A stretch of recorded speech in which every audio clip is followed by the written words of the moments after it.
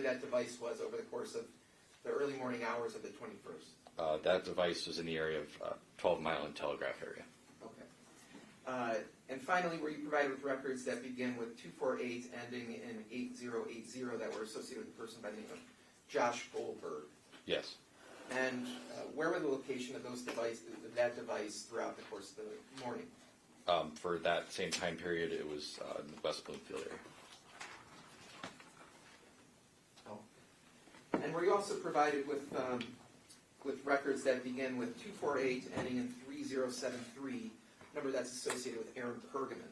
Yes, so that was in the area of Greenfield and 696. Okay, and so all these different areas that you described, are those locations anywhere close to 1366 Joliet in Detroit? No. Okay. And all of those different numbers that you've been provided, those devices were in the same geographical area throughout the night? They never went to Detroit at any point, or downtown Detroit? That is correct. If any of these devices went anywhere near the victim's residence, that would have been notated and looked into by law enforcement. Okay. So, did there come a point, though, where you worked with a person by the name of Sergeant Lance Sullivan regarding some video that was recovered? Yes. And can you just describe how that came to be? So, Sergeant Sullivan had,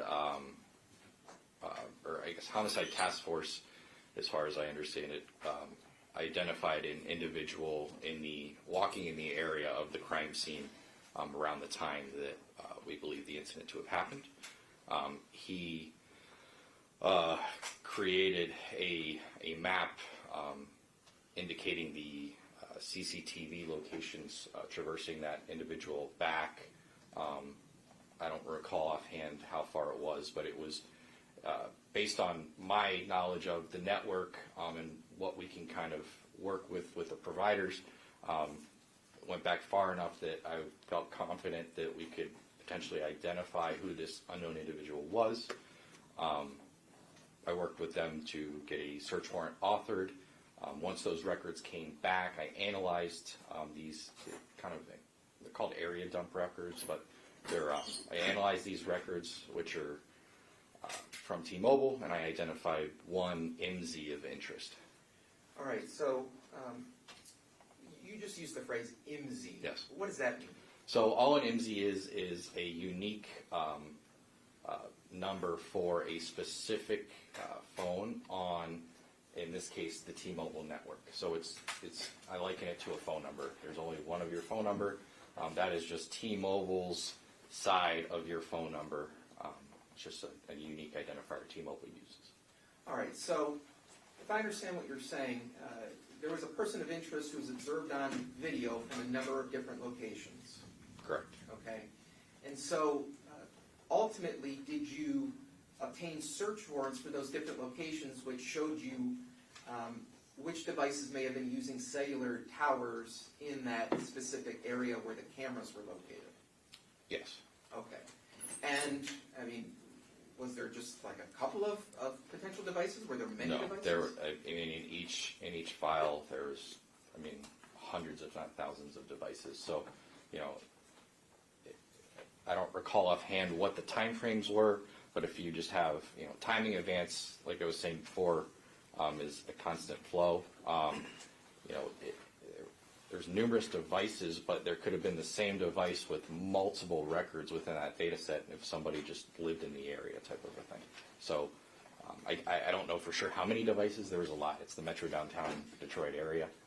But there could be multiple records in one of those files for each phone. So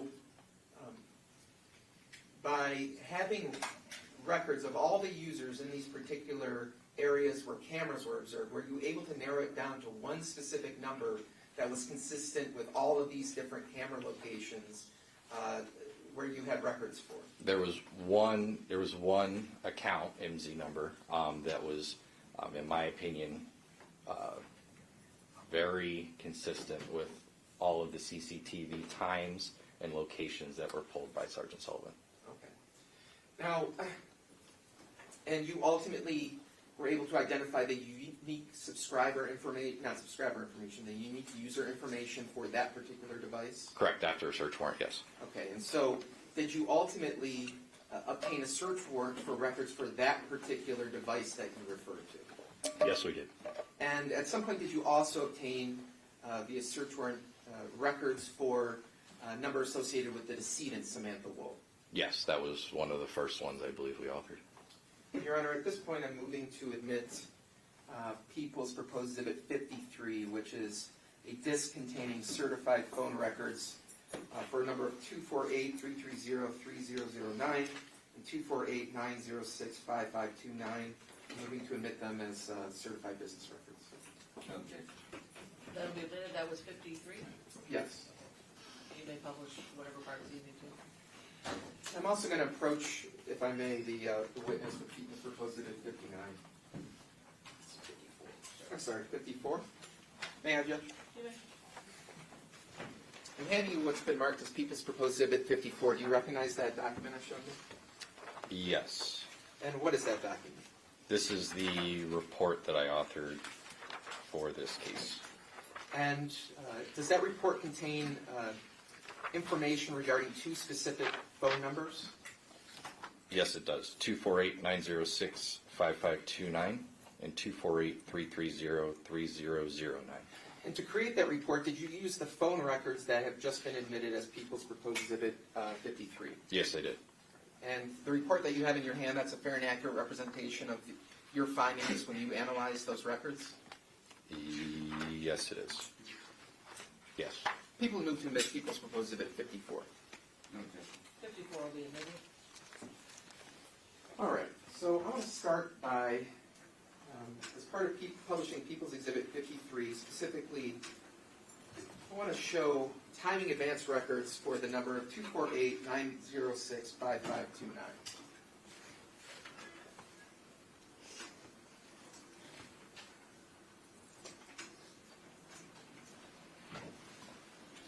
All right, so this is People's Exhibit, part of People's Exhibit 53. What's on the screen behind you, are those copies of the timing advance records that you analyzed in this case? Yes. All right. Now, is there, on these records, is there a specific IMSI or IMSI number that's indicated on these records? Yes, it's in column D. Am I able to stand? Okay. You have a pointer right there. You can. Yes, it's right there. Okay. Could you just read, for the record, what that specific number is?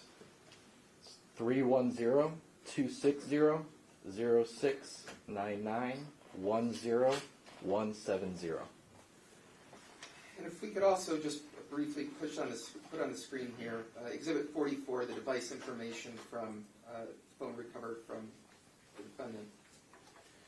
Highlighted there, is there an IMSI or IMSI number that's indicated on this exhibit? Yes, there is. And can you read that out loud? 310-260-0699-10170. And so is the IMSI numbers both on People's Exhibit 44 and People's Exhibit 53 identical? Yes. Okay. And as part of People's Exhibit 4, does it also indicate a phone number for this particular device? Yes. And what's the phone number? It's country code 1 and then 248-906-5529.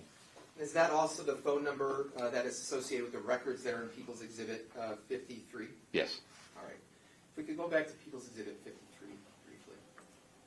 All right. So when you're creating the report that we're about to review, what specific columns or data are you utilizing to create the report that we're going to look at? So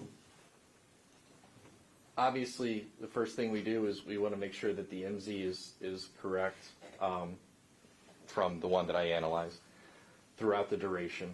And then we have the dates, the tower column here, that's eNode. It's just a synonymous name for the tower number. And then the sector number, which is the side of that tower.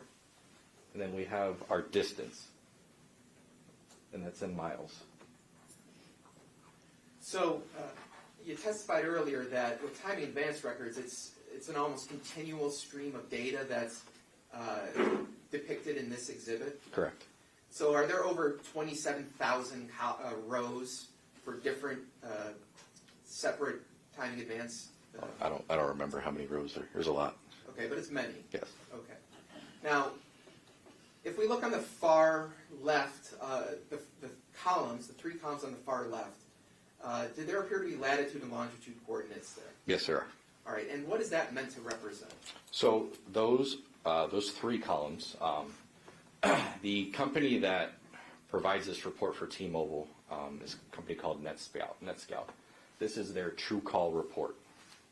NetScout has a proprietary algorithm that gives... I'm sorry, can you just say that word again and spell it for the court purpose? The proprietary NetScout, NetScout. Thank you. Yep. So NetScout is the company. They create this true call report for T-Mobile. They have a proprietary algorithm that provides this latitude and longitude. This is an estimate of where the device physically is latitude and longitude wise. The confidence value goes directly to their confidence, whatever that their, I don't remember offhand what it is. There is a paper out there that explains what the confidence value is. The confidence in how likely that point is where the device is. As I said before, I don't use this because I don't know the algorithm and I know it to not be true GPS. So in my analysis, I completely disregard those three columns completely. The only time I will ever use those columns is if there is a confidence in there that says something called MDT GPS. And what that is the device reporting back the GPS from it to true call. In this case, there was no MDT GPS, so all of these columns were discarded. All right, so if we can again move over slightly to the right. In terms of your what's critical to your evaluation of the records, is there a column where it measures the distance from the device to the tower? Yeah, so the start timing is from the tower to the device, and then the end is the device back to the tower. All right, so when we're talking in terms of you analyzing these records, those measurements are what's critical rather than the GPS coordinates that are on the far left of this spreadsheet. Correct. As I said, I don't use those at all. Okay. Or in this case, I didn't use them at all, unless it says MDT GPS and that confidence value, which in this case it does not. I don't use those columns at all. Okay. So now if we could go to your report, which is People's Exhibit 54. All right. So this is page 1 of your report. What information is just meant to be conveyed on this page of the report? That's just my name, the FBI case number, and then the accounts analyzed, so the 2 phone numbers that are involved in this report, and then the date of completion. Okay. We can move down to the next page. There's a lot of text on this page. What is meant to be represented with all this text? So this is really just kind of what we've already really discussed. I was asked to create a report regarding these 2 phone numbers, like a basic summary of the numbers. In the call detail records, they provide me with tower locations and sizes of the tower. I take that information, marry it up with the tower list provided by the providers themselves, and I create a visual depiction of the tower that was used and the geographic location of it. And timing advance. Timing advance, same principle. I use the tower, the side of the tower, and the distance to create a visual depiction of what all these Excel spreadsheets tell me. And when you're creating this visual depiction, I mean, are you using the exact data that is used in the actual hard records that were admitted in People's Exhibit 53? Yes. All right. So is this just another method to interpret those records in a way that's easier for a layperson to understand? Yes, absolutely. So if we can move on to the next page. All right. There are some photographs on page 3 of your report. What is meant to be depicted here? It's just an example of cell towers that you may see. The one you probably see most often is, you know, the macro tower as you're driving down 75. If you can see at the top, it's a triangle. Those are the three sides to the tower. Sometimes they're on like church steeples. I know, you know, downriver they just had the whole issue with T-Mobile and Wyandotte at the school. But they put towers pretty much everywhere that they can. Okay. Are they typically on elevated objects? They can, yeah. I mean, sometimes they're on lampposts, so they're not like super elevated, but yeah. Okay. Now moving on to page 4 of your report. All right, can you just describe what you're trying to express here? So this is you have that three-sided tower on the left, and then this is just a visual depiction from the top down. So, as I said before, most towers are three-sided, and they're split into approximately 120-degree wedges. And so in the call records, we get the side of the tower. That side of the tower is notated by what's called an azimuth, A-Z-I-M-U-T-H. That azimuth is just the center point of that 120-degree wedge, so we know then we can go 60 degrees one way and 60 degrees the other way. So we were talking before about historical call detail records. Those records might provide you with which sector the device was utilizing for a particular tower. Is that fair to say? Correct. But in terms of locating where the device may have been within a sector, are you able, through historical call detail records, to tell us where specifically a device may have been within a specific sector? I'm sorry, say that again? So, if I understand your testimony, historical call detail records can tell you which sector the device may have been utilizing. So, for example, if we're looking at this picture, you might have a record that indicates the device is within sector 3, for example. So it may not be, and you'll see in the wedge, it may not be within the colored area of that wedge. It's just in that general like vicinity. It could be further out from the colored area of the wedge. It's just that's the direction of that's the side of the tower and the direction of the radio frequency that was emitted, and that was the side of the tower that was used for that transaction. So, but in terms of where to locate the device within that sector, are you able to tell us through historical call detail records exactly how far away from the tower the device is within a particular sector? No, it's just within the coverage area of that. Okay. So now moving on to People's Exhibit, the next page. All right, and again, what's meant to be represented in this? So, on the left is the icon that we use to show, that transaction. So, if there's a phone call on tower 1, 2, 3, 4, sector 3, that would be the base of the tower at the top of that little wedge, and then that little shaded area. Tower, the direction of the radio frequency that was emitted from that tower. It's not the coverage area, it's just that general direction. In this case, there is one Omni tower that is one sector, it's just a 360-degree tower that provided coverage in that immediate vicinity. So that was identified with the circle. And then, go ahead. In the second half of that page, below where these where the circles and the arrows are, is there other information that's meant to be conveyed in the bottom half of this page? Yes. So, with identifying certain marks or certain points within the report, we created these boxes that provide you with that unique tower identifier. So in this case, the tower number is 106257.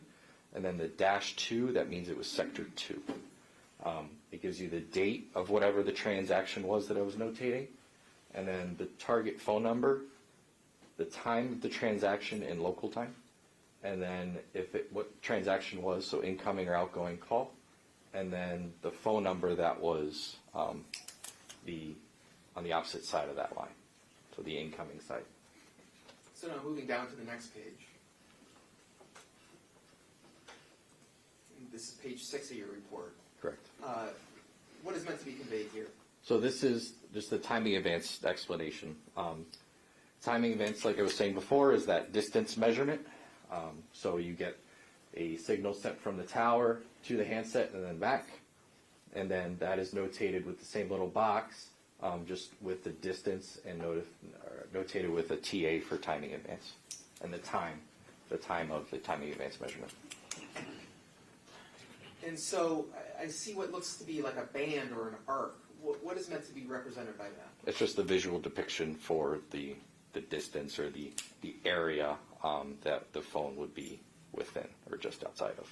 All right, so when we go on to look at these particular maps, is the location of this band accurate as far as the distance from the tower? Yes. Okay. We can go on to the next page. All right, so what is meant to be conveyed here in page 7 of your report? So this is just an overview of the T-Mobile network in the Metro Detroit area. I have I know it's kind of hard to see, but that yellow or the brighter yellow residence icon, which is right there, is notated for 454 West Alexandrian Street in Detroit. We have the crime scene, which is behind this orange icon here, and that's 1366 Joliet Place in Detroit.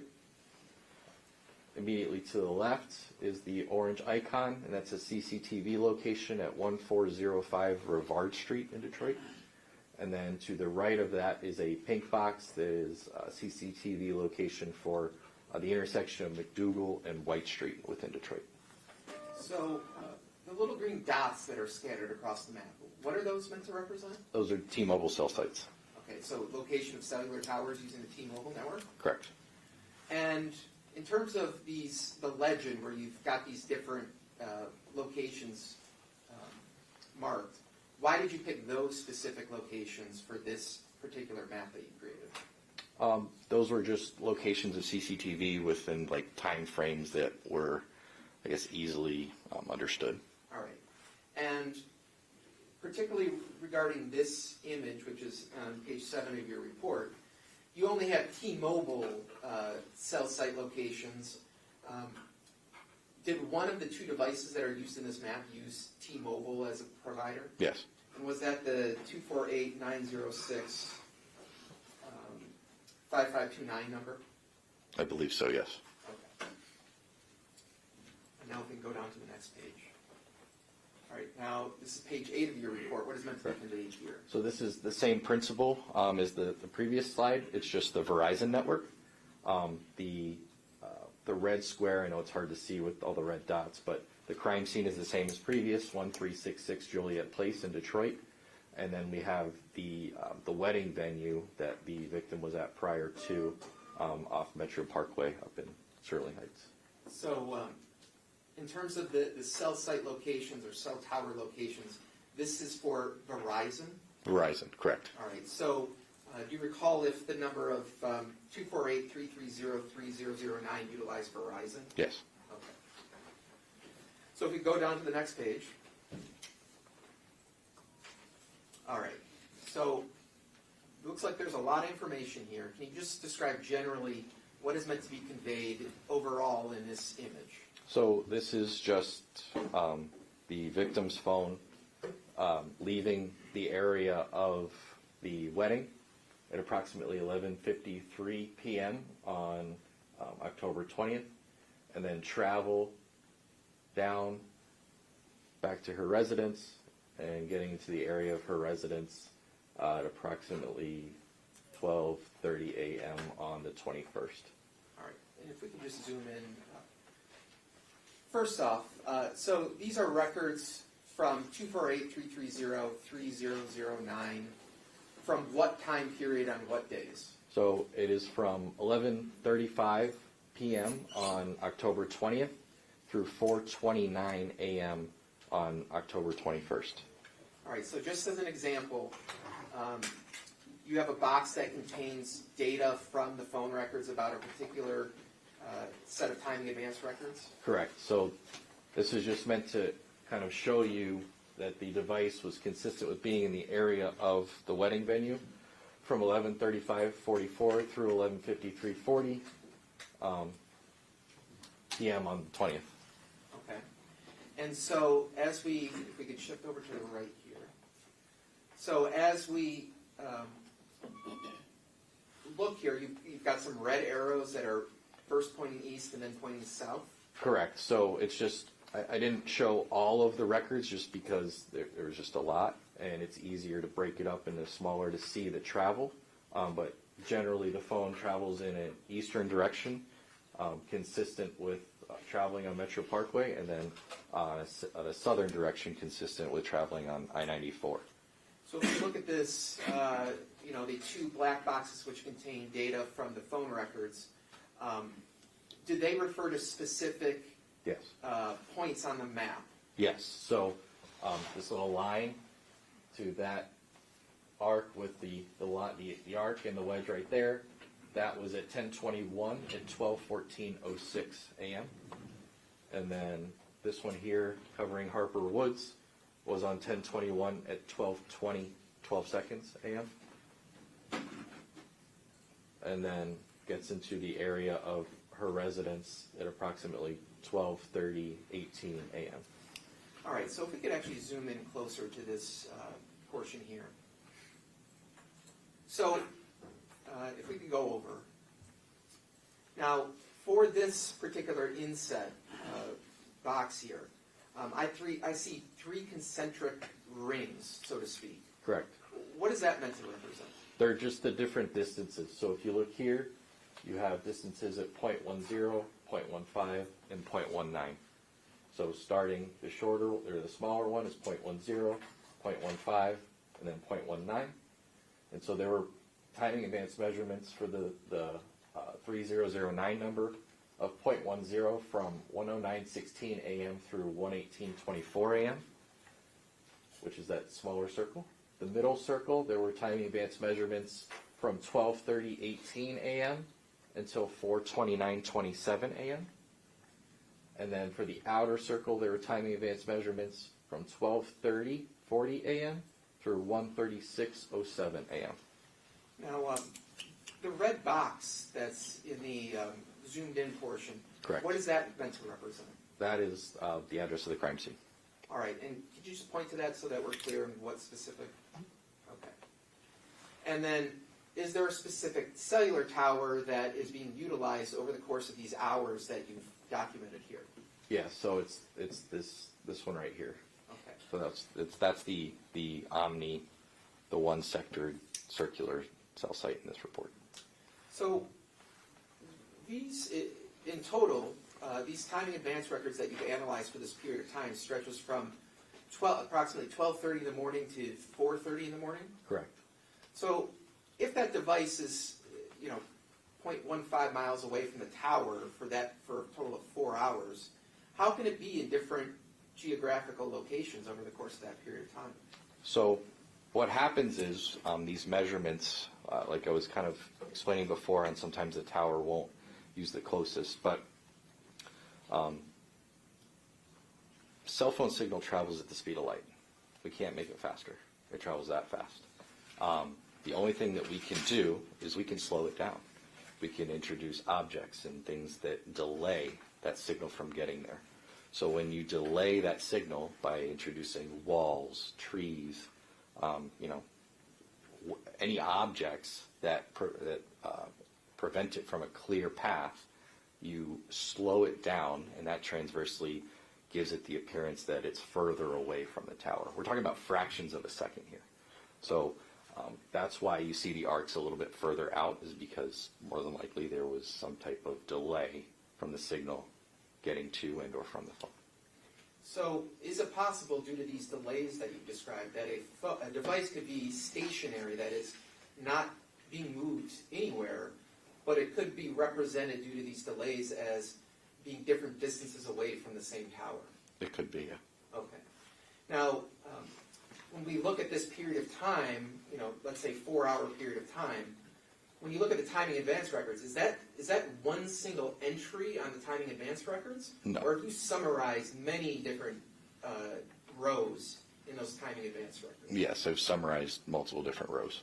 All right. So based on your training experience, for this 4-hour block of time, let's say from 12:30 and 18 seconds to 4:29 and 27 seconds, is the location of this device consistent with essentially being in the area of 1366 Joliet for that entire period of time. Yes, it is. All right, let's move to the next page of this report. This will be page 10. Okay. So can you start by just explaining which device or which records for a particular phone number were analyzed and what the period of time that is meant to be represented in this image? So this is 248-906-5529 on October 21st of 2023 between 12:35 a.m. to 3:12 a.m. And this is just a general overview of what occurred within that time frame. So if you start here at the top left, at 12:35:10, there's a timing advance measurement of 0.15 miles right here, consistent with being in the area of 454 West Alexandria. Next is at 12:46:26, utilizing this tower and then that timing advance arc. At 1:11:10 a.m. down here, so consistent with travel in a southern direction. And then at 1:24:07 right here, consistent with being downtown Detroit. And then a progression to the east. You scroll up for me. 1:42:09 right here. And then 2:06:15 utilizing here in this arc. And then 2:50:51 this sector here and this arc. And then finally at 3:12 here in this arc. And once again, that is a summary of multiple different lines of timing advance. If I were to depict all of the timing advance within this time frame on one map, I nor anybody else would be able to decipher what we're looking at. So it's happens so regularly in this T-Mobile file that we have to kind of space it out to get some type of idea of what we're looking at. We kind of make a running joke that it looks like spaghetti on a map if we just put them all out on the map. It's illogical. All right, so if we could just start at the very first entry chronologically. You've put a yellow indication for a particular residence here. Correct. Starting at the top, Yes. Is that fair to say? Yes. And what specific geographical location is that yellow indicator supposed to represent? That's the 454 Alexandria. All right, and so at 12:35 and 10 seconds in the morning on October 21st, this device, this device, using timing advance records, is in the area of that residence? Yes, correct. Okay. Now, in the course of your investigation on this case, once you obtained the records for 248-906-5529, did you ever go to Rock Security with Sergeant Lance Sullivan? Yes. Of the Detroit Police Department? Yes. And why did you go to that location with him? So once we had gotten the full set of records within our entire date frame, I was able to analyze those records, and we wanted to see what other CCTV footage we could identify as it traversed through the downtown area. So when you went to that location with Sergeant Sullivan, were you able to access video from different buildings that are controlled by Rock corporations? Yes, with their assistance, we went through and looked at different surveillance angles. All right, and so using the timing advance records, were you able to locate a person of interest on the video purely by using timing advance records? Yes. And just describe how you were able to do that. So just in looking at these records every day, you kind of learn how, how people, and plus how people interact. Usually people walk through main streets and things like that. Just in analyzing the records, we were able to coordinate with Rock and their multiple different camera angles and observe an individual that was very consistent with traveling or traversing through the downtown network and then traveling back northbound. So prior to, showing up there, did you know where this person of interest may have been on any video, or whether this person was on video at all? Just the video that Sergeant Sullivan had already acquired. Those are the only points. And was your purpose there to attempt to acquire more video than what had already been acquired? Yes. And so using these timing advance records, were you able to find the person of interest on this video that otherwise you may not have known about before you went there? Yes. Okay. And so, now moving down slightly, you've got some other locations that are part of your legend that you created in the bottom right-hand corner of this map. Right. What is meant to be represented in those? I see one that looks to be darker yellow or red and a purple. Yeah, I think it's orange, but it's Okay. just the way it's come out. So the red is the crime scene at 1366, I believe. Can you pull up the legend? 1366 Joliet. And the orange is a CCTV location at 1405 Rivard Street in Detroit. Okay. Can we move on to the next page, please?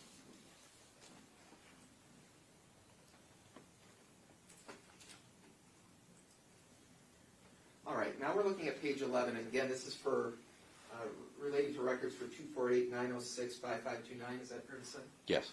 All right, what's meant to be depicted on this image? So this is that 5529 number on October 21st of 2023 from 1:42 a.m. to 1:44 a.m. And it just shows the crime scene and that 1405 Rivard Street for the CCTV location. And at 1:42:08, there was a distance measurement of 0.24 miles that was generated. That is this inner arc here. And then at 1:43:32 and 1:44:46, there was this outer arc of 0.34 miles generated. All right, so again, if I understand what you're saying, especially for that outer arc, the device was 0.34 miles away from the location of that tower, which is at the center of that wedge shape? Correct. Okay. Now, besides, this image only includes data from 1:42 to 1:44 a.m., is that fair to say? Yes. All right. Now, did you also evaluate where this device may have been located between 1:46 in the morning and 2:03 in the morning? Yes. And where was the device located relative to what you see here for this 2-minute window? It was in the geographic area of the crime scene. Okay. Now, if we can move on to the next page.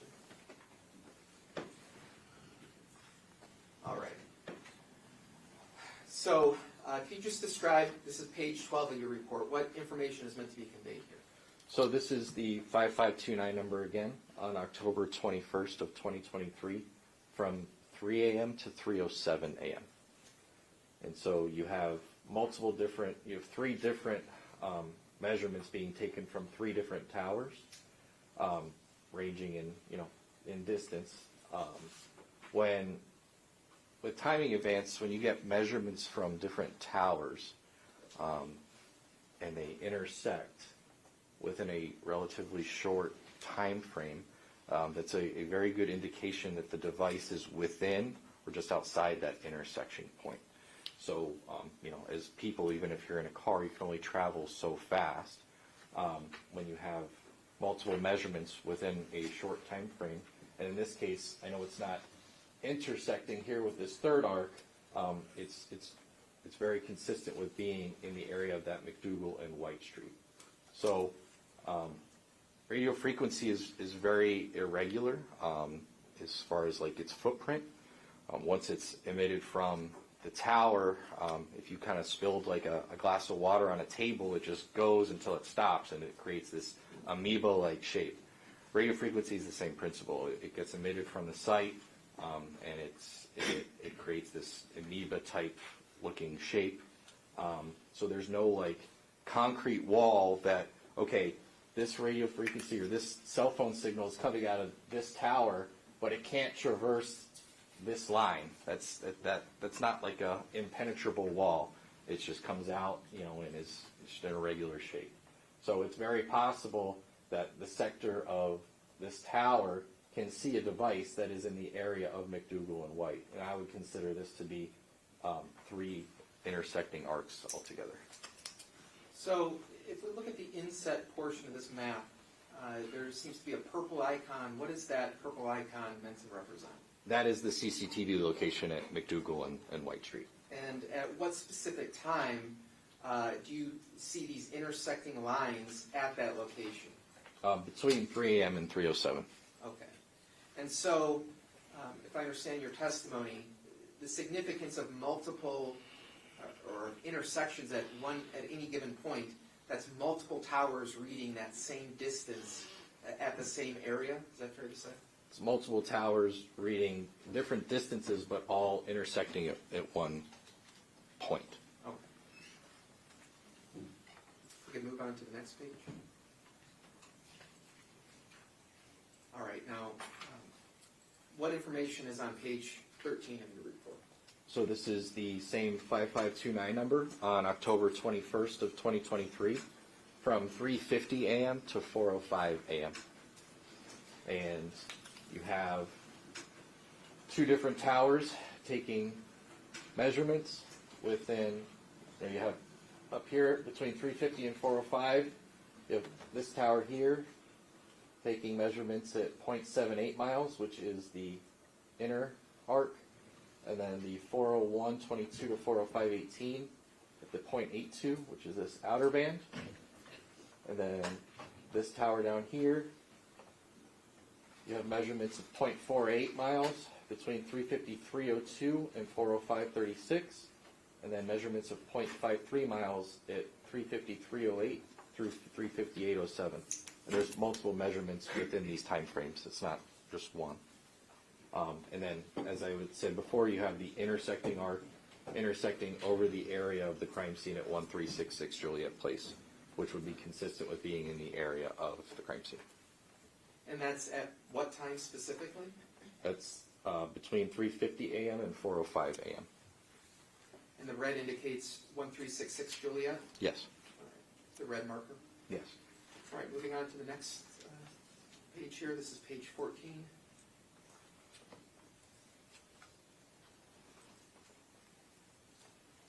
Okay. Describe what's meant to be conveyed here. So this is the same phone number ending in 5529 on October 21st of 2023 between 4:05 and 4:20 a.m. And we have, as you can see, there's 1, 2, 3, 4, there's 5 towers, all taking different measurements, and all of those measurements converge in the area of the crime scene, which is, I zoomed in up here on the top left. So, in my opinion, within from 3:50, going back to the previous slide, through 4:20 a.m., the device is very consistent with being in the immediate general area of the crime scene. So, how many specific towers are you taking information from, or is information being taken from for this slide? There's 5 within that time frame. And as somebody who does this every day, is there any significance to the fact that you have measurements from 5 separate towers at this specific time, all intersecting in one place? So I would say I regularly see 2 and 3. 4 is unique. 5, I can't recall offhand seeing 5. I'm not saying it didn't happen, but I can't think immediately offhand seeing 5 towers with intersecting arcs all converging on one. And do you have any explanation for why you're seeing so many different towers here? I mean, my opinion is it's just the tower population, the amount of towers in the immediate area. All right. Now, this time period covers the time between 4:05 and 4:20 a.m.? Yes.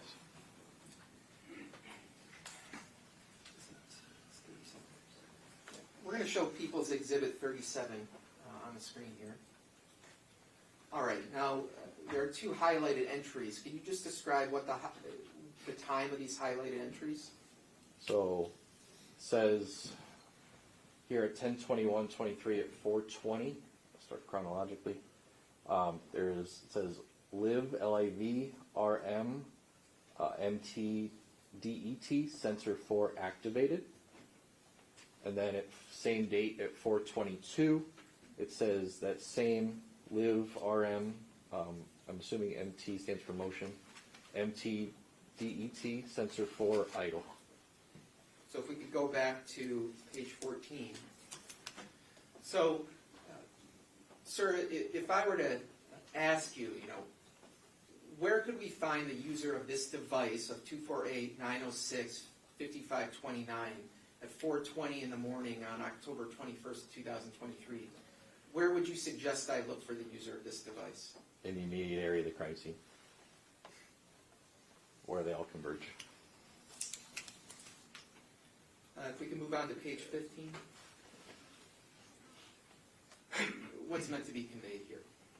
So this is the 5529 number on October 21st of 2023 from 4:30 to 4:31. At 4:33 a.m. there's a time advance measurement of 0.05 miles. And at 4:22 a.m. there's an outgoing call to 734-496-3646 in the downtown Detroit area. All right, so when this phone was being utilized to make this outgoing call, the timing advance records show it within that blue band relative to the location of that tower? Correct, yes. And that is to the west of the crime scene at 1366 Joliet? Yes. And now going to page 16 of your report.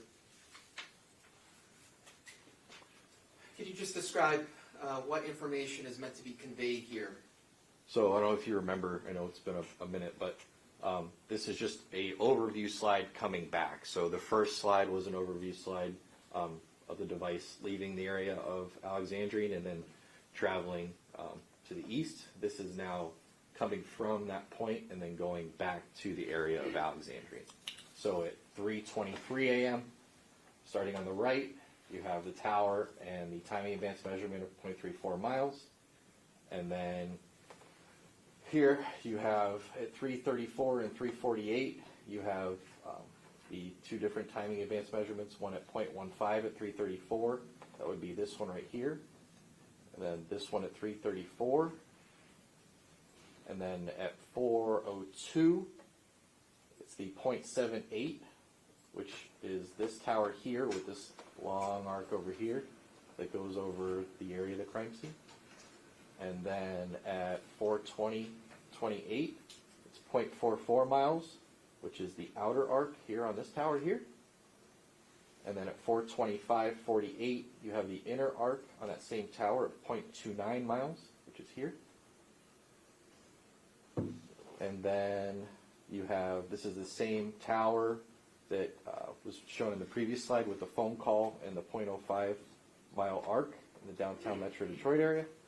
And then 4:37:44, you have a timing advance measurement of 0.34 miles. That's the inner arc right here. And then at 4:43:16, you have a timing advance measurement of 0.58. That's that outer band. And then finally finishing up here at 4:54:23, there's a timing advance measurement of 0.19 miles, along with another outgoing call to that same 734-496-3646 number. So what you conveyed here, is that a general summary of the geographical path of travel as opposed to every single entry for that window of time between 3:23 and 4:54 a.m.? Yes, because like I had said before, there's numerous records within that time frame, and it would just be illogical to display all of it. Okay. And so generally speaking, it shows during this window of time, the user, the device is traveling generally westward and then northward. Correct. And what is the final time when it gets in the area of 454 West Alexandria? At approximately 4:54 Okay. A.M. a.m. Now, we may have covered this already, but at least for this device at 248-906-5529, these measurements that you made and the maps that you created, it's based on timing advance records which are not necessarily linked to particular device usage at any of these given times that you've displayed here. No, these are just the measurements that were recorded by TrueCall and subsequently T-Mobile. So in order to get these timely advance records, the device has to be powered on. Powered on and connected to the network. And so for those other phones that we discussed before we went into your report, particularly Jeff Herbstman's device, the device associated with him, for example, was that device on and operating during that window of time? It appeared to be because there's records throughout the entire time. And does that go the same for all those other individuals we mentioned at not being in the area of the crime scene during this early morning hours? So same principle, yeah. I mean, in between the records, I don't know if they turn their phone off and turn it back on, but there were records throughout the time frame.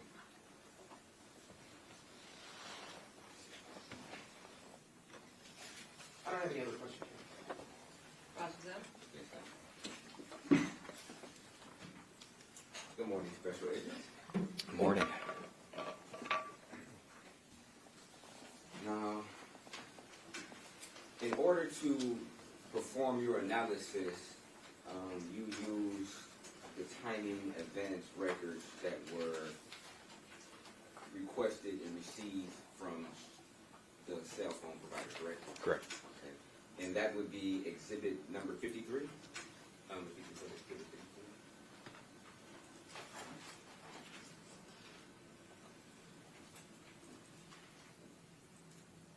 Yes.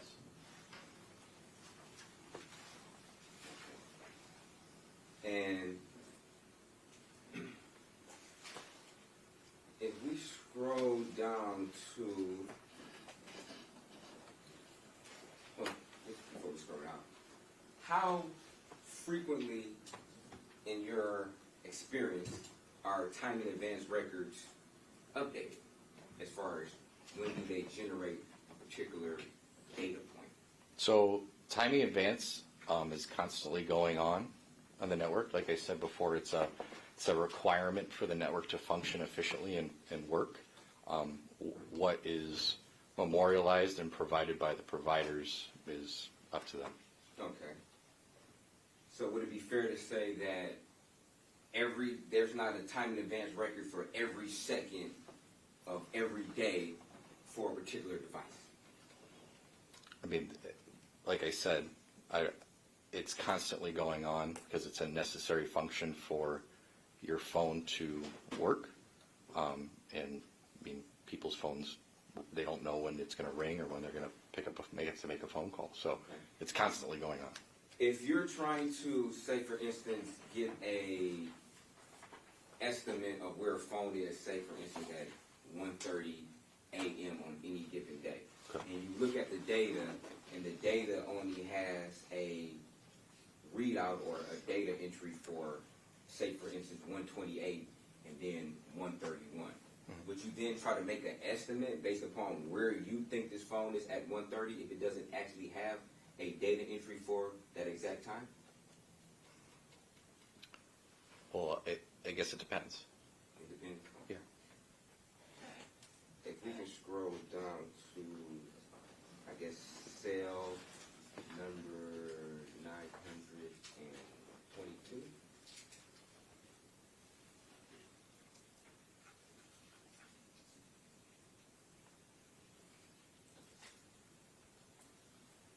So this is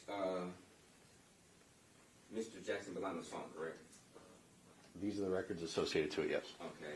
And there is a timing advance record for 4/16. You see that on October 21st of 2023, correct? So that is 4:16 in UTC time. Okay.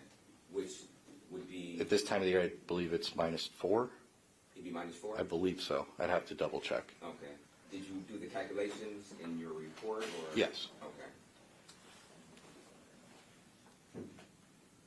So when you generate, so is it 4 or is it 5? Just to be clear. I believe it's 4. It would be 4, okay.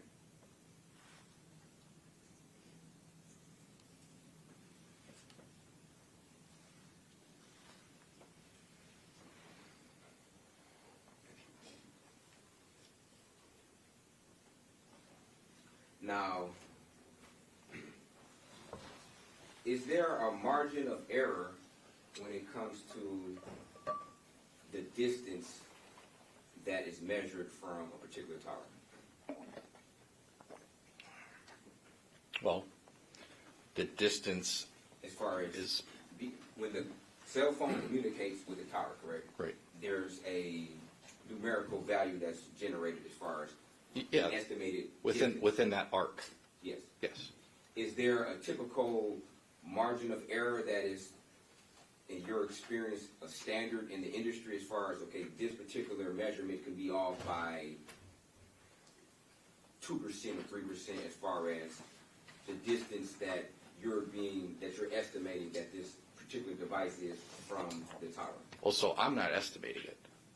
These are the records that are provided by T-Mobile. They provide the distances. Okay. So whatever that distance is, like I said earlier, I use these records to find evidence in people on a regular basis, and they're accurate. Have you ever field tested? Have you ever, say for instance, took a device out to a particular area from a particular cell tower and pinpointed exactly how far you are from this particular tower, and then requested the records to verify how accurate those records are with your own field testing? So I personally have not done it. Okay. I know people in CAST have, but like I said before, timing advance is a necessary requirement for the network to function efficiently. If timing was off, that would mess up the synchronizing and the timing that your phone was reporting data back to the tower, and you would have interruption of service. Thank you, sir. But I want to be clear about the distance, not whether or not timing advance exists. I mean, I understand it exists. Right, but it goes hand in hand, so Right, I want to make sure I As far explain. as being able to authenticate the distance that is provided to you by the cell phone provider, you've never independently went in the field to verify that these particular distances are in fact accurate for the most part, correct? I have not, but your phone would not work if it wasn't. But if the distances were off by 5 or 10%, that we can agree that your phone could still possibly work. If the distance says it's a quarter of a mile away, but it's really a fifth of a mile away from the tower, that may not have an impact on whether or not your cell phone actually works. You would agree to that, right? I don't know if I really understand what you just asked, to be honest with you. No, as far as if the distance is off, say for instance, if you get a timing advance report and the distance that's being stated is a fifth of a mile for the device from the tower, but in actuality, it's actually a fourth of a mile from the tower. We can agree that that discrepancy in the distance probably won't have any impact on whether or not that device actually works. Well, You would agree to that, right? You would agree to that? Yes or no? I'm trying to make sure I understand your question because I want to make sure that I answer it appropriately. As I said before, sometimes the distances are memorialized a little bit further than where we know the actual device to be, just like in Ms. Wall's case, right? Okay. But that is the distance, that is the amount of time that it took for that cell phone signal to travel from the device back to the tower. So that is what the network believes when it syncs up that way. Okay. So Does that answer your question? yeah, so to sum it up, the distance could be wrong as far as how accurate the distance depicts, and the phone can still be operable, correct? You'd agree to that, right? Slightly, yes. Okay. We're talking like meters and feet here. We're not talking miles.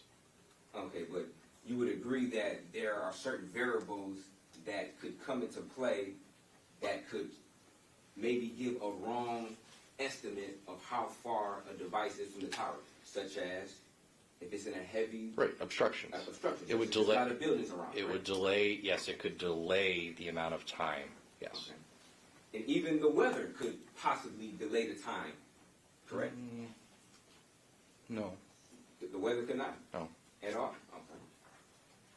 So if it was, say for instance, a very bad storm of some sort, it wouldn't delay the time? No, I grew up in South Florida with hurricanes, and my phone worked during those. Okay, not whether or not your phone worked, but as far as being able to depict the distance from the tower. That's what I'm asking. Not whether or not the phone worked, but being able to accurately depict how far this phone is from the tower. That's what I'm asking. It would make no difference because the principles would be the same. Okay. Have you ever, when you was in Florida, did you ever independently check to see whether or not the weather could be a variable in deciding, or I guess giving an estimate of how far a device is from the tower? Did you do that? Did I explicitly do that? No, Yes. I did not do that when I was in Florida. Have you read any type of literature or any type of training that would possibly answer that question of whether or not weather could play a role? Yes, like I said in direct, we've had instructors from the Florida Institute of Technology come down. Weather does not. I mean, there's no. Your cell phone works in snowstorms, rainstorms, windstorms. But this is not about whether or not I think you're being. Maybe I'm being confusing. I'm not asking whether or not your cell phone will work. I'm asking whether or not that could play a role in giving a false estimate of how far a device is from the tower. No. Okay. Now, you stated that in your experience, time in advance is the most accurate location from a telecommunications company? Provider, correct, yes. Provider? Okay. Yep. Is GPS coordinates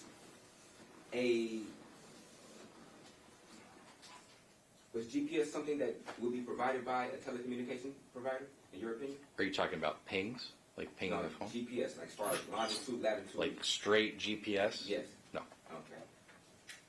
So when you make the qualifier that this is the most accurate location from a telecommunication, would it be fair to say that this is not the most accurate information one could gather to find the location of a particular device?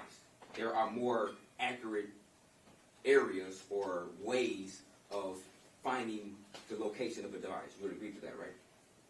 Such as GPS.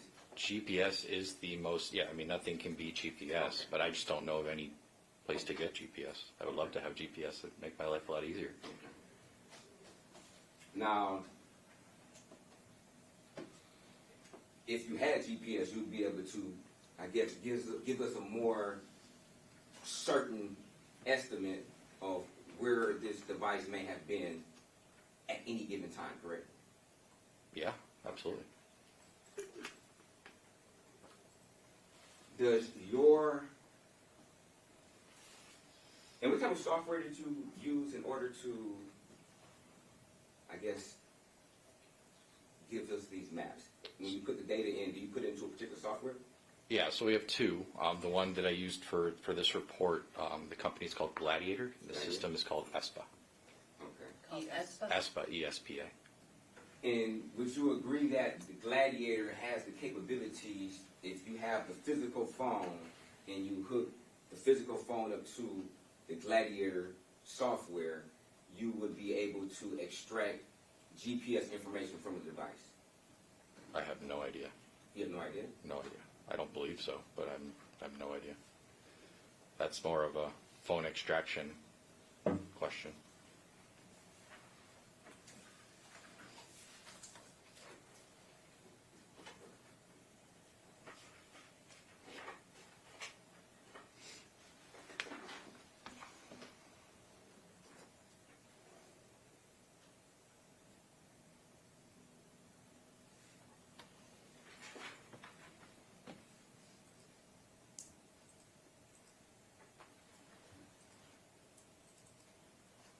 And that's kind of out of your expertise as far as... Phone extractions? Yes? Yes. Okay.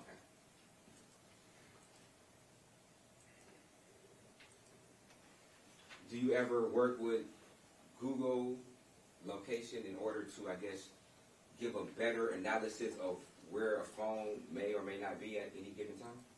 I have before. Okay. In this particular investigation, were you ever provided any Google location for your analysis? No, I was not. Now, when you're doing your investigation, do you independently request certain information, or do you just analyze whatever's given to you? It's kind of we work together. Okay. Did you ever request if there were any? I don't recall offhand if we wrote a search warrant if there was a Google search warrant authored or if anything came back. But in this investigation, I'm pretty confident that if there were location information associated to a Google account, that I would have been in possession of it. Okay, but you can't definitively say whether or not Not without going. a search warrant was even requested. Not without going back and looking. No. Okay. Are you familiar with Apple iPhones? Okay. Yes, sir. Are you familiar with if the location is enabled on the particular phone or not? If in this particular phone, No. Are you familiar with if an iPhone has its location enabled? Whether or not what can be gathered from that particular device? nothing, because Apple location is end-to-end encrypted. Apple doesn't even have access to it. Are you familiar with sharing, with phone sharing? If two individuals have an iPhone, Yes. and you can share a location. Yes. Okay. Was that the question? If I was. No, are you familiar with it? Oh yeah, I know it's out there. Yes. Okay. But that, like I said, that's end-to-end encrypted. Apple doesn't even have access to that. Okay, so you're saying, so if a phone is extracted for a particular iPhone and there's longitude, latitude that is given through a Celebrite readout, you would agree that that particular longitude, latitude is gathered from... So you're asking me a Cellbrite question? Yes. Phone extraction? Okay. I don't know. From what I know about the location sharing in regards to Apple, that is purely a live kind of mirror. That is, one phone to another phone. That is not maintained anywhere for us to, utilize for investigative purposes. It's Apple. They like to encrypt everything.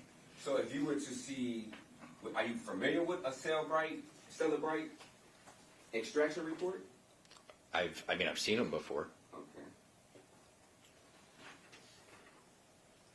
If we could go to Exhibit 42, please. Remind us what 42 is. This is the timeline from Samantha Woll's iPhone.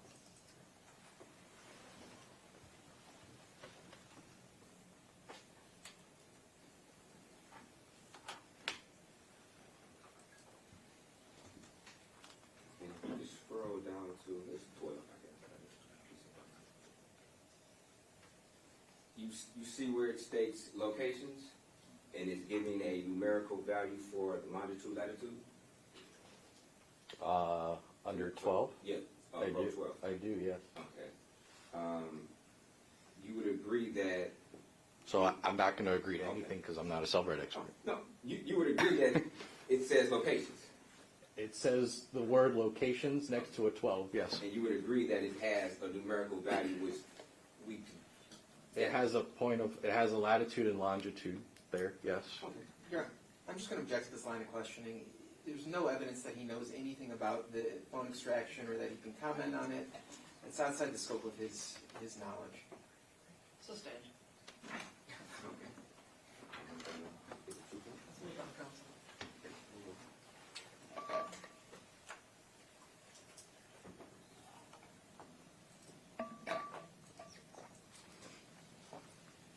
Now, a question was asked of you in regards to if a phone does not move, whether or not you could get different, I guess, time advance measurements, correct? Yes. Okay, and you stated that you could? So that's that delay, because signal has to traverse through walls and things like that. So if my phone has been sitting, in my pocket here, or in the other room in my backpack, it's got to traverse through multiple different walls to communicate with the cell tower. So one measurement may be, identify a distance of X, and the other may identify a distance of Y. But those distances are going to be, we're talking about fractions of seconds here. It's a relatively small. We're talking about meters and feet. Okay, so what you're saying is that at any given time, the same frequencies that need to penetrate the wall, the same walls, if your phone hasn't moved an inch in the radio waves, or the radio waves, I guess, penetrating the same walls, at certain times it could have more difficulty than at other times, which could give a different measurement? It just depends on how the radio waves traverse through, yeah. I mean, it's possible. Okay. Now, if for instance, a phone moves, say 10 feet, if I have my phone here and I move over there, could that also give a different timing advance measurement? Yeah. That small movement? Once again, it's possible. We're talking about, like, again, meters and feet.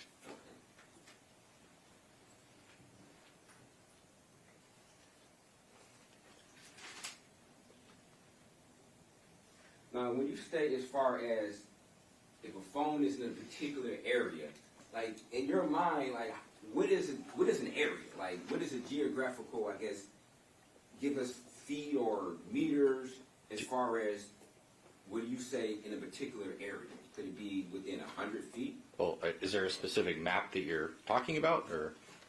Yes, we can go to.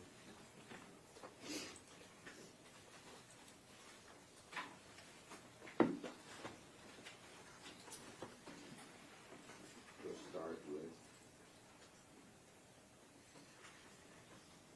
with page 10 on exhibit 54.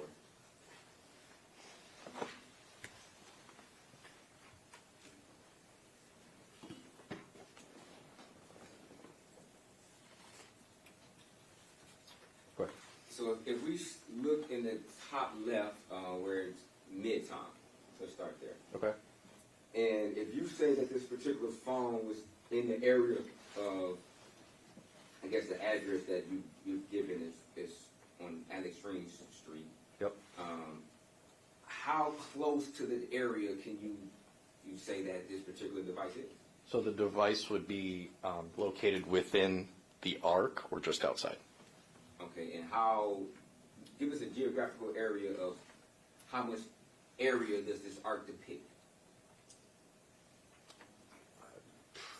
I don't know. I mean, I don't have the mathematical formula to come up with that. It's within the arc or just outside.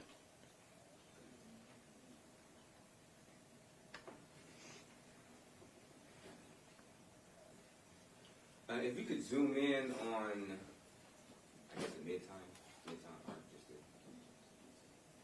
give us a more accurate.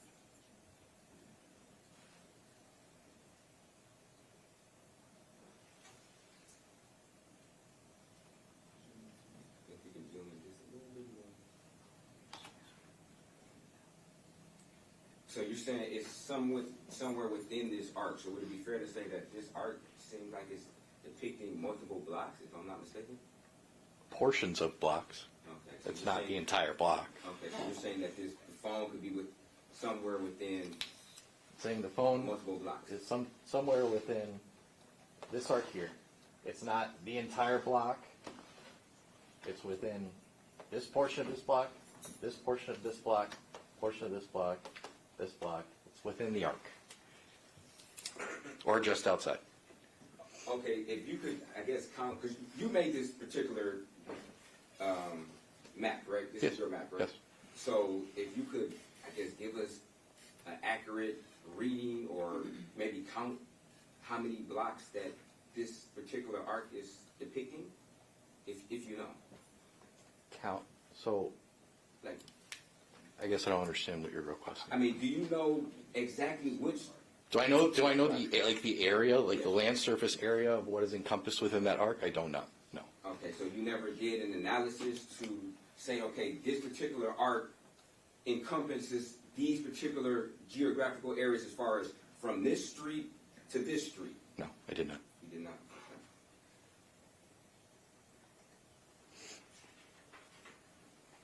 Now, if we go to this page 14, and we can zoom in on that.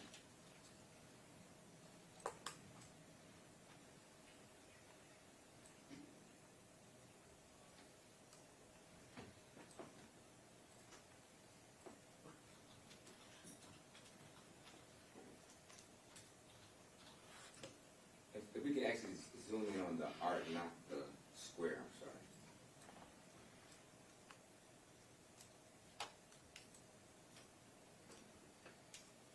for this particular page, were you able to, I guess,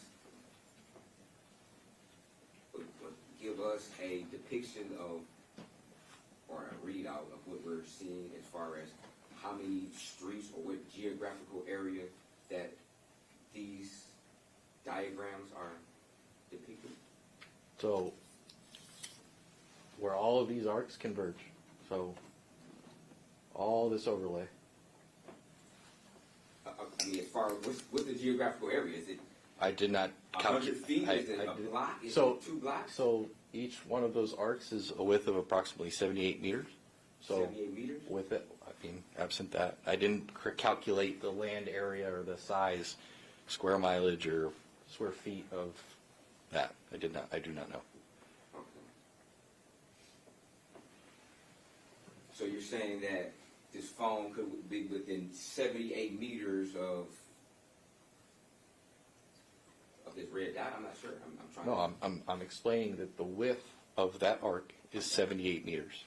Okay. That's all that I meant by that statement. The phone is within all of these arcs converging, that point, within that time frame. Okay. That is what I'm saying.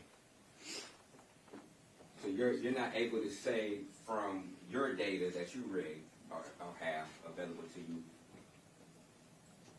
exactly where this device was as far as a longitude, latitude. So let me I'll make this very clear. At no point in time can I tell you a latitude and longitude point with any of these record sets. Cannot do it. So you're just saying that this particular device was in the area of whatever particular location that you're depicting on this diagram, right? Yeah, I believe that's what I said. Okay.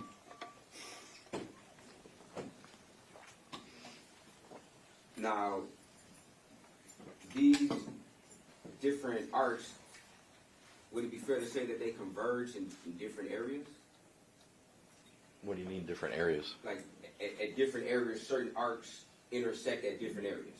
You would agree to that, right? No, I think they all kind of meet right around the crime scene, Okay. in my opinion. If we go right above Lafayette Park, where the word Lafayette Park is, you would agree right below where this red square is at, you would see a conversion of arcs, correct? It seems I'm not that sure. there's- I don't know if I'm looking at where you're looking. Can you show me? If I could just, on the cursor. I can borrow the pointer if you want. Like right here, you would agree that there is a conversion of multiple arcs right here. You would agree to that, right? Yeah. Okay. And you would agree that this conversion is outside of where this red square is depicted at, correct? So the red square is the address of the crime scene. Right, but That convergence is in the area of the crime scene. right, that's not my question. I'm asking whether or not it's in the area. I'm asking whether or not this convergence is not on the exact area of the red square. You would agree to that, right? Yeah, I guess I would agree to that. It's a would little guess. bit. It's a little bit south. Yes. Just a little bit. sure? I mean, I'm saying, are you not sure? I'm just asking. If you're not sure, just... Well, I mean, we're talking about. What are we talking about here? I just want to get the truth. I just want to ask you whether or not... He's trying to answer the question, and he keeps interrupting him. Just let him answer the question.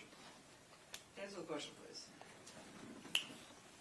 All these arcs converge in the general area of the crime scene. The crime scene is the address, a specific point. So I guess it's. Sir, my question was, where the cursor is at, you would agree with the convergence of these arcs is not on the red dot? I mean, yes or no? Most of I don't really know. I mean, they're all right there. So I don't. What is your question? My question is, Special Agent, sir, whether or not this cursor is on the red dot, yes or no? The cursor of the mouse... Oh no, the cursor is not on the red dot. Okay, No. then. And you would agree that the cursor is on a convergence of the arcs. You would agree to that, correct? It's some, yes.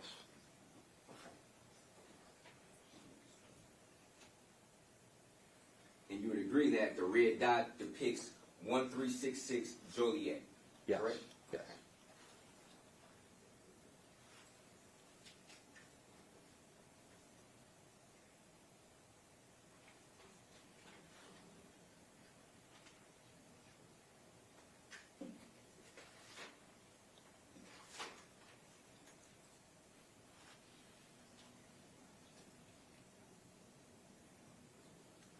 Now, you also stated that it's up to the phone on whether or not which tower it decides to use For a phone call, yes. for a phone call. Okay.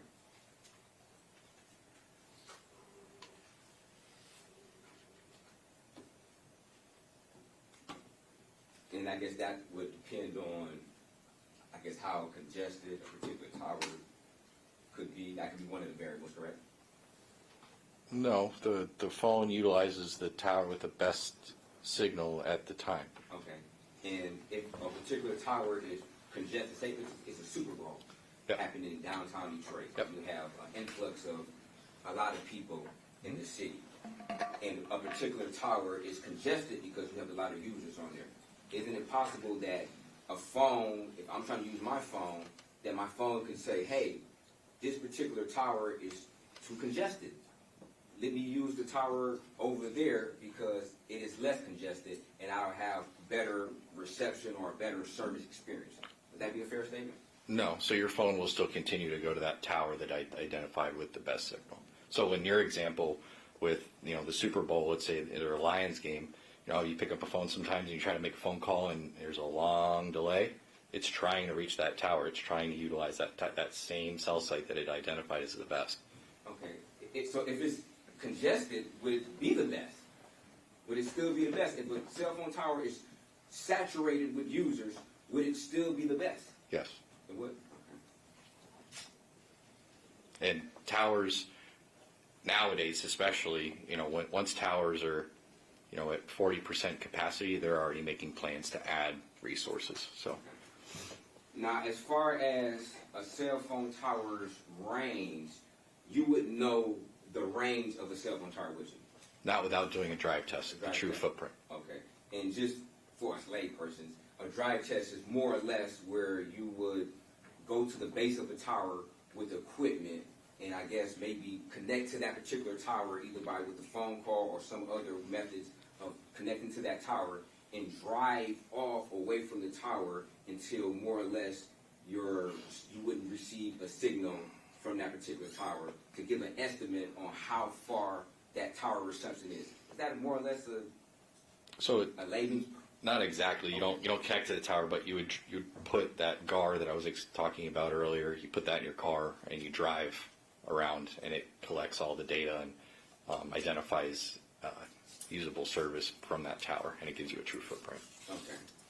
And it also true that cell phone waves, the radio waves from the cell phone, they don't go out in the neat, I guess, pie chart Correct. that's depicted on there. They can go in just an unorthodox way. Correct. It's a very irregular shape. Okay.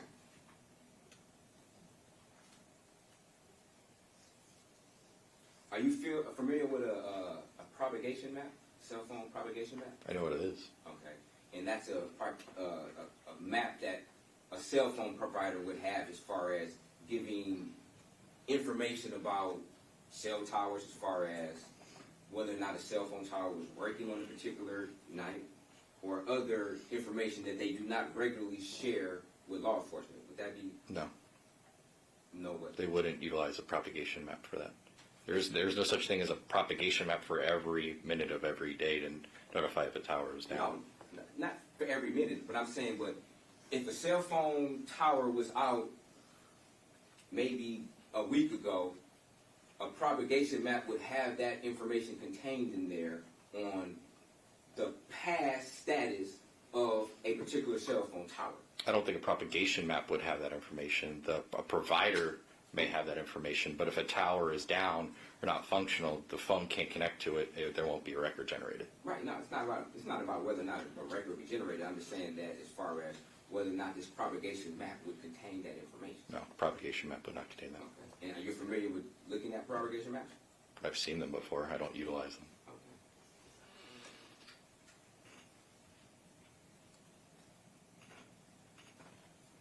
Now, as far as tower placement, when was the map or the data point of where these cell phone towers were provided at? What date did you reference in order to know where these towers were when you did your analysis? I used the tower list immediately. It was released immediately prior to the crime. I don't remember what the month was. You don't remember? Okay. Was it like, I mean, just estimate, was it like a day before? Was it a month before? Was it 6 months before? So they usually, I can't even say that anymore. I mean, it was within a couple months, within a month or two. I believe the list came out in October of 23, but I may be off on that. Okay. Would you have document that somewhere as far as when this list was provided in any of your notes? Yeah, I mean, it should be. I would be able to access it through the ESPA system. Okay. But you don't have the information just readily? Readily at hand? No, I don't know it offhand. Okay. And how often do these maps change in your experience? Well, I mean, it depends. There's now with the implementation of 5G. I mean, they're putting 5G towers up pretty regularly. But Okay. I mean, before, it just depended. Okay. And when did they start, in your, I guess, experience, start putting up 5G towers? Objection. Can we just stick to what's actually relevant in this case instead of the history of when any tower may have been up or when he may have received reports? I think We that's don't very even know if 5G was being utilized here. Can we? Yeah, I agree. I think that's very relevant. Well, ask him if 5G was even Okay, applicable. was 5G? I don't know. Being deployed Yeah, I don't at- know when it was being deployed in Metro Detroit. Okay. But if it was, and the towers were available, it would have been included in that October list that I was talking about. Okay. And you said, since the deployment of 5G, towers go up regularly, correct? Yeah, I mean, 5G is being pushed out everywhere. Okay. So how certain are you that you had the correct map of where the towers are located? Very certain.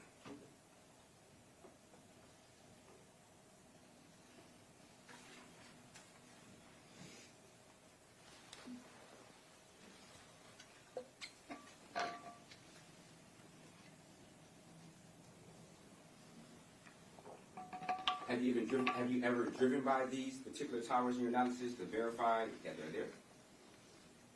I mean, I drive downtown Detroit. I haven't specifically looked to see which towers were where for in this case. Okay, okay.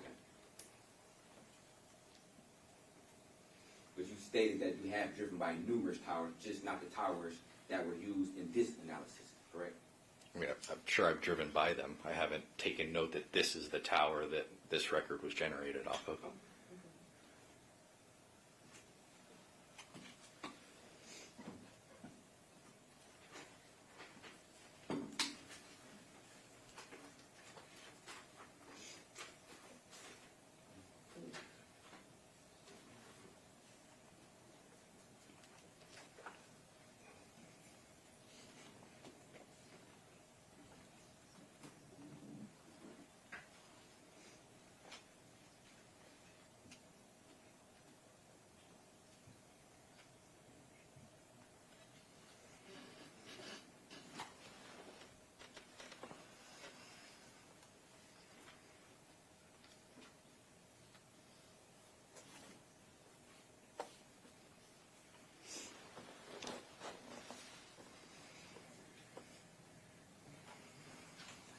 If we can go to page 14 of Exhibit 54.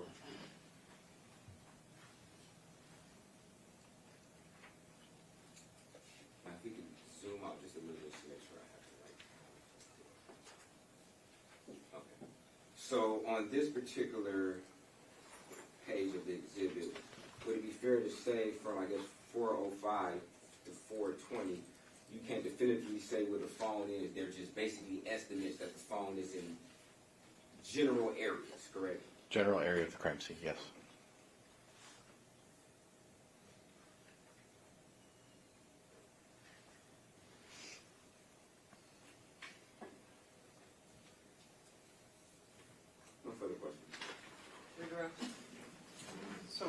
Special Agent Tulsa, you were asking questions about field testing. Can you call those questions? Yes. Now, in this case, you started with just an individual who had been pictured on video in a particular geographical area, correct? Correct. And throughout the course of your investigation and using the timing advance records that we've been discussing here, were you able to predict where that same individual who was initially caught on video would be based on just purely using the timing advance records? Yes. So, in this case, you have actually... I think he said he predicted what the person could be? I'm sorry. Is that what he said? Okay. You can recross. Can explain. Right, so explain how you're able to predict where the same individual would appear on surveillance video purely using timing advance. So it's not predicting, like in futuristic terms, it's predicting based on the timing advance, which is historical records, and CCTV points. We can utilize the CCTV angles to say, okay, he's coming up one of these streets, and then the individual then shows up on that street, just like that. And you were able to do that in this case? Yes. I don't have any other questions. And you stated that you were able to look at streets, and also you stated that, I guess, normally in your experience, people walk on public streets, correct? Correct. Okay.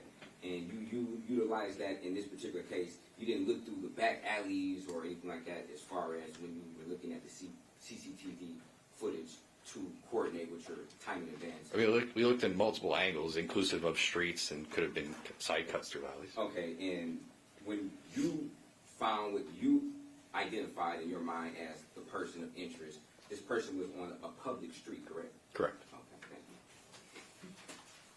Anything further? Oh, yeah. Questions from the jury?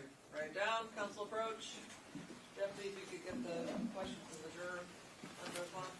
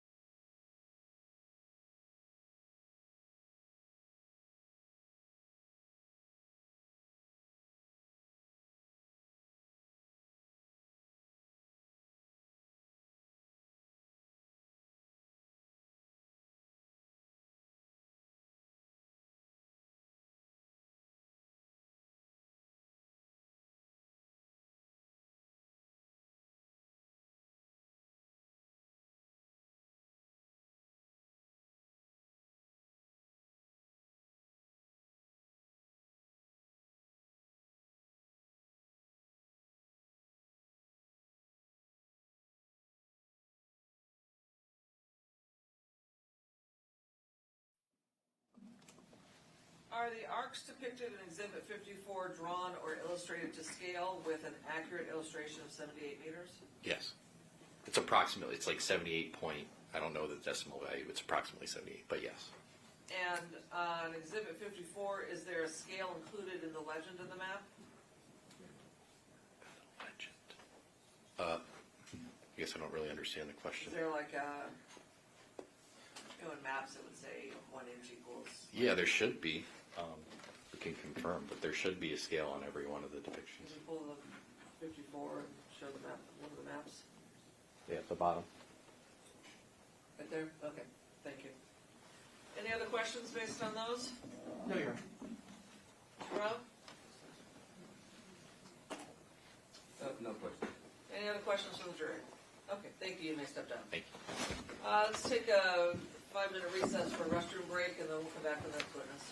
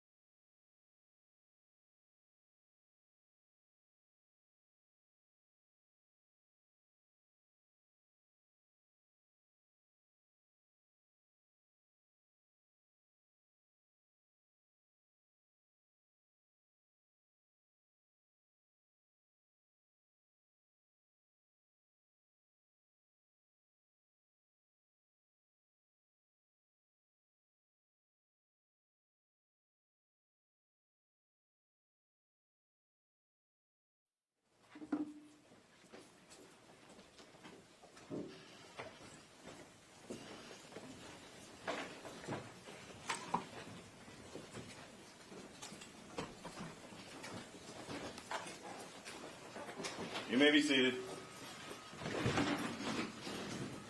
Okay, we're back on the record in People versus Michael Jackson-Bolanos. I note all parties are present, including Mr. Jackson-Bolanos, all attorneys, and all jurors. Ready for your next witness? Yes, Your Honor. The people called Detroit Police Officer Gary Garino.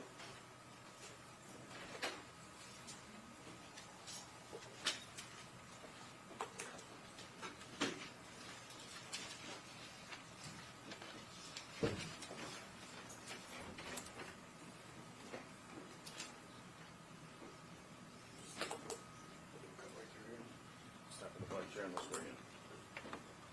Do you swear or affirm to tell the truth, the whole truth, and nothing but the truth? Yes. Thank you. You may be seated.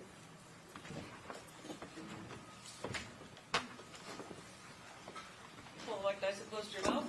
Please state your name and spell it for the record. Gary, G-A-R-Y, Garino, G-U-A-R-I-N-O. Thank you. You may proceed. Thank you, Your Honor.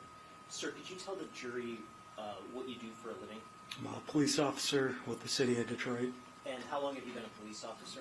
16 years. And what's your current role as a police officer with Detroit? I work at a unit called AVERT. It's Audio Video Evidence Response Team, and we're responsible for placing, extracting video evidence. Okay. And how long have you been working with the audiovisual response team? 6 years. And as part of your role with that team, were you asked to extract some specific video in connection with the investigation into the death of Samantha Woll? Yes, I was advised to meet Sergeant Sanders from the Homicide Task Force at 1544 East Lafayette to extract video from there. And is that particular location, is that an apartment building that's close to the crime scene in this case? Yes, it's a large apartment building.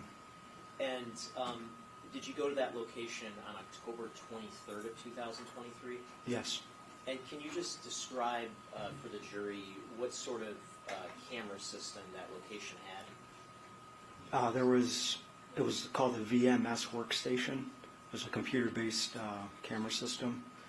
Each building had its own set of cameras. So I extracted from all 3 buildings.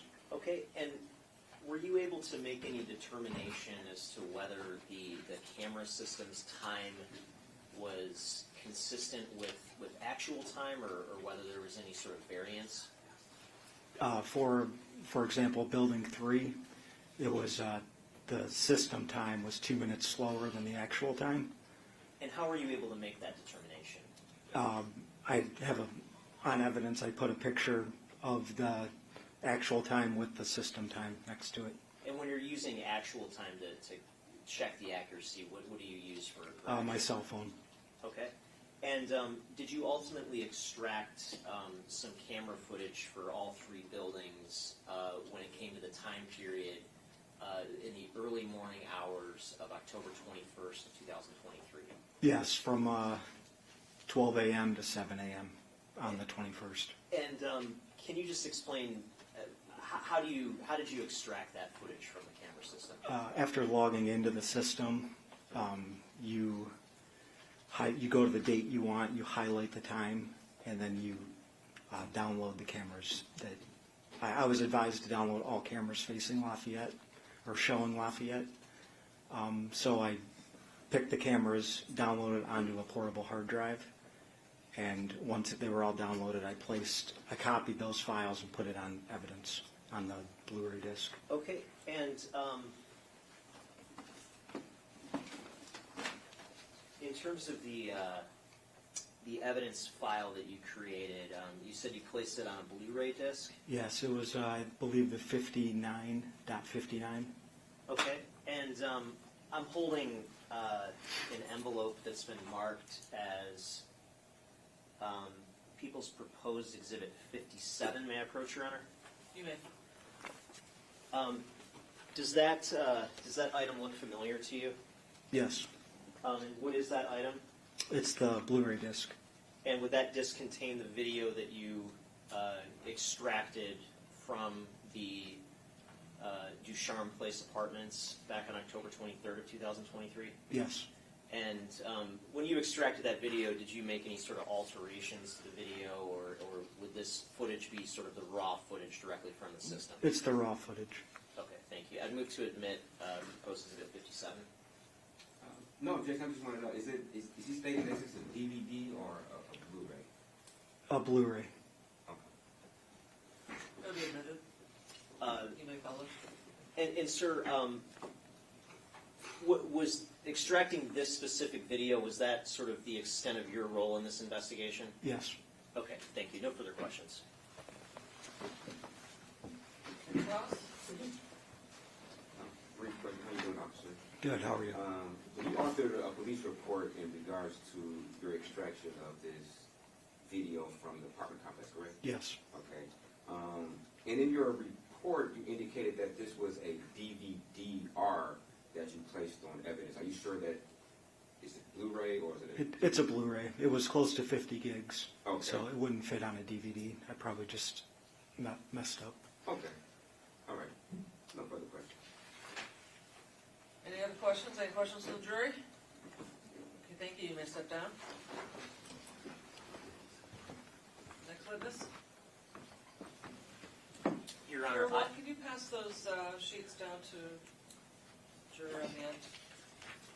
Do we need more? There's only one there. Yeah, we'll print some more up too. Your Honor, I sincerely apologize, but my next witness is running a little bit behind. He's about 10 minutes behind schedule, so, and You don't have anybody else that, unfortunately, I don't have anybody else in the queue right now. And it's my fault because I told him to hold off because I thought we were running a little bit late this morning, but he should be here in about 10 minutes. If we could perhaps take a break, and I think we should be able to complete him before lunchtime. It'll be another quick. okay. And I'm sorry about that, Your Honor. Well, hopefully you have one more, because if they're that quick, we could get 5 of those in, so. We will take a 10-minute recess then. You want to go down and get coffee or something, you can. Go to the first row, if there's anybody in the first row.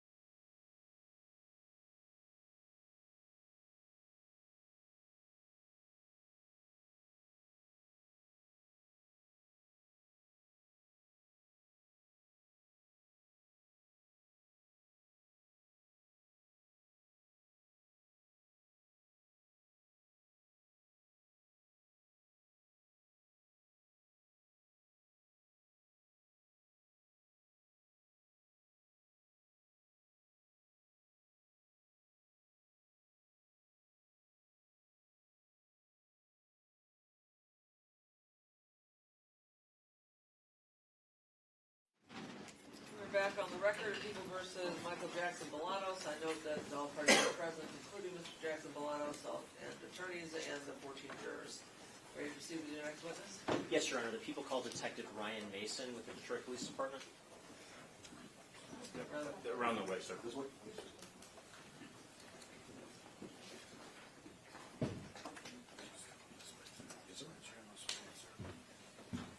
Do you swear or affirm to tell the truth, the whole truth, and nothing but the truth? Yes, ma'am. Thank you. You may be seated. Good morning, sir. Good morning, ma'am. Spell it for the record. Ryan Mason, R-Y-A-N, last name is Mason, M-A-S-O-N. And that's turned off? Or Yeah, silent? it is. You may proceed. Yes, Your Honor. Sir, what do you currently do for a living? I'm a detective with the City of Detroit Police Department. And how long have you been with the Detroit Police Department? It'll be 25 years in October. And what's your current role as a detective with the Detroit Police Department? I am currently assigned to what they call a Violent Crime Task Force with the FBI. And what is the FBI's Violent Crimes Task Force? To investigate crimes that have a federal nexus that occur in the city. Okay. And as a Detroit police officer, are you deputized to work federally with the FBI? Yes, sir. Okay. And as part of your role with the Violent Crimes Task Force, did you have some involvement into the investigation of the death of Samantha Woll? I did. And could you describe for the jury at a basic level what your involvement was? Absolutely. Good morning. My role was to extract video from various locations. And do you have any sort of training or experience when it comes to the process of extracting video footage? I do. And what sort of training and experience do you have in that field? I have field training, which I took with Sergeant Lance Sullivan and Sergeant Stephen Ford. I also did formal training down in Glencoe, Georgia at the Federal Law Enforcement Agency. And as part of your role in extracting video, were you involved at all in looking for video from around the neighborhood of the home of Jeff Herbstman at 603 West Grand in Corktown? Yes. And as part of that side of the investigation, did you have the opportunity to obtain some ring footage from a location of 592 West Grand Boulevard? I did various locations, so if I could possibly review a report, that would refresh my recollection. In terms of all the video that you handled in this case, did you document your work with a police report? I did, wherever I collected If you took from. a look at your police report, would that refresh your recollection as to that 592 West Grand Boulevard location? Yes, sir. Ma'am Pro Trainer? If you could take a look at your report and let me know if and when that has refreshed your recollection. Yes, sir. Ma'am. Yeah. Thank you. When you're done, look up. Yes, ma'am.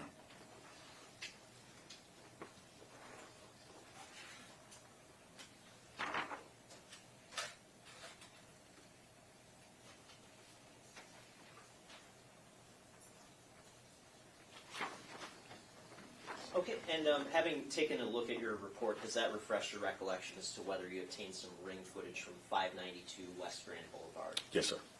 And did you obtain that footage? I did. And how did you obtain that footage? We use what they call back then, I used what they call a ring portal.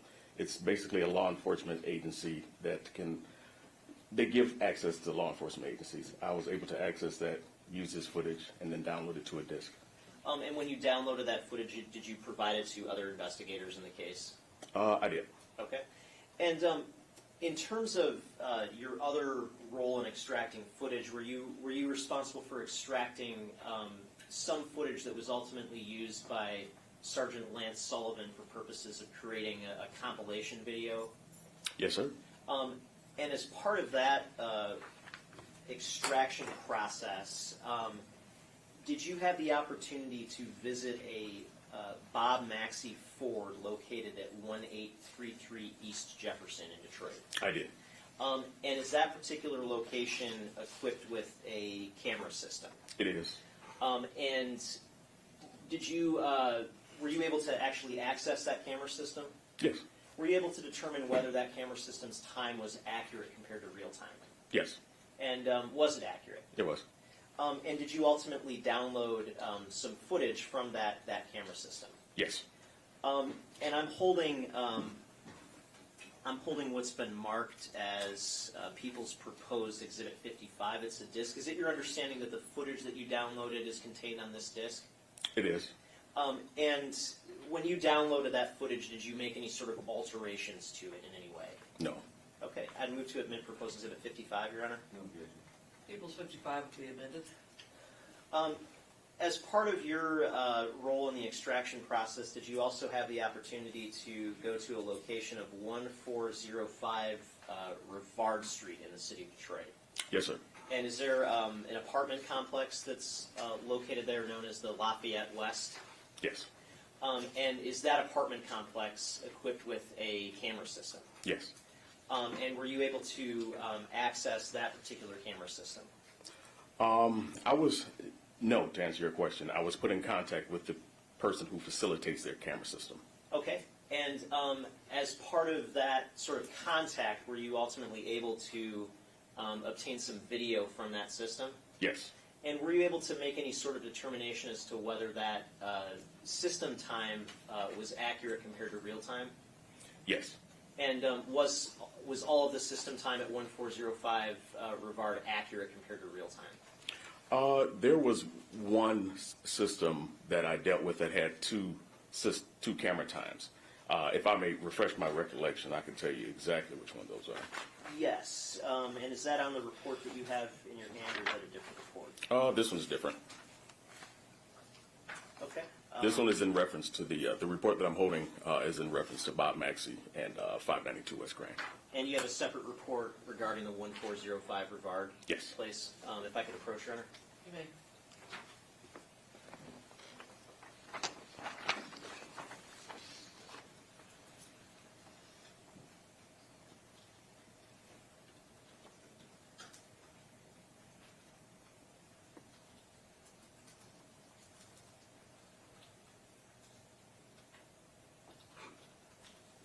Okay. And so what was the sort of accuracy in terms of the system time compared to real time for that system? There were, in fact, two systems that needed to be downloaded. One of which was what we call even, which is basically on time. You look at your watch and you look at the clock, the system on there, and say, okay, it matches up. There was another one that was indeed 14 minutes and 58 seconds slow. Okay. And you mentioned you ultimately came into possession of some video from 1405 Rivard. Can you explain to the jury how you came into possession of that video? Yes. When I went to that location, that system is kind of high-tech. So it's basically in what they call a cloud basedness on a bunch of servers, big computers looking things. The person that actually runs that system, the custodian of it, does not work at that location. He works remote. So I had to get in contact with him. At that time, I gave him once I did get in contact with him, I gave him the parameters, the date and times that I needed. He downloaded that specific chunk of time. He met with me, if I may continue. Sure. Okay, he met with me at my then base at Homicide, and I then extracted that video or transferred that video from his hard drive onto mine. Okay, and that individual, did I ultimately provide you with a proposed business record certification for that video to give to that individual? You did. And did that individual execute that business record certification? He did. And I'm holding what's been marked as proposed exhibit 56. It's an envelope containing a thumb drive. Is it your understanding that that video from 1405 Rivard is on this thumb drive? Yes. And Your Honor, with that, I'd move to admit proposed exhibit 56, the 1405 Rivard video. It is a certified business record. I'd move to have it admitted under 902 subsection 11. No objection. That'll be admitted. Did you admit the one, the first one, the ring? Was there No, something no, in it? it just refer to it just for reference. Oh, okay. We'll cover that later. Okay, I just want to make sure I didn't miss the admission of an exhibit. And then I also want to ask about a Hungry Howie's Pizza located at 1533 East Lafayette in Detroit. Are you familiar with that location? Yes, sir. Where is that location relative to the crime scene in this case? It's fairly close. It's not far away at all. Okay. Is that system equipped with a camera system? Yes. And when you went to that location, were you able to make any determination as to whether that camera system was on time or not? Yes. And was it on time? If I may refer? Yes. Yes.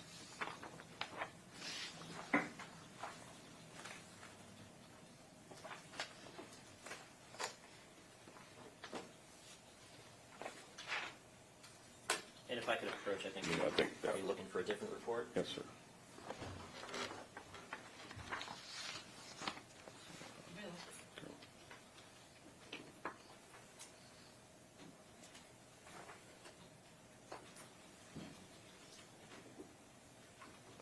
Okay. And having looked at your report, does that refresh your recollection as to whether the camera system at the Hungry Howie's was on time? It does. And was that system on time? Yes, sir. And did you ultimately download some video from that system from times relevant to this case? I did. And I'm holding what's been marked as proposed exhibit 112. It's a disc. Is it your understanding that that video that you downloaded is on this disc? Yes. And again, did you make any sort of changes to the video or modifications to it when you downloaded it? No, sir. Your Honor, I move to admit proposed exhibit 112. No objection. 112 will be admitted. And sir, is it fair to say that you downloaded some video from some other locations as well throughout the downtown area Yes. in relation to this case? And as far as you know, in terms of the other video locations that you downloaded, were any of those ultimately utilized by Sergeant Sullivan for creating the compilation video in this case? Again, there were various videos, so I can't tell you which ones were used, all of them. Okay. But other than your sort of video extraction, was there any other sort of material role that you had in this investigation? No. Okay. No further questions. Thank you. Yes, sir. Hello, Detective. Hey, good afternoon, sir. Now, in regards to the video you extracted at 1405 Lavard, you indicated that one of the systems was 14 minutes and 58 seconds slow? Yes, sir. Okay. Were you able to ascertain which cameras that particular system monitored from that apartment complex? Not exactly. I just transferred the footage. Okay, so Yeah. you're not sure which of the two systems would operate which cameras that were on the building, correct? Correct. Thank you. No further questions. Any other questions? No, Your Honor. Thank you. Any questions from the jury? Thank you. You may step down. Yes, ma'am. Perfect timing for lunch. So we will come back at I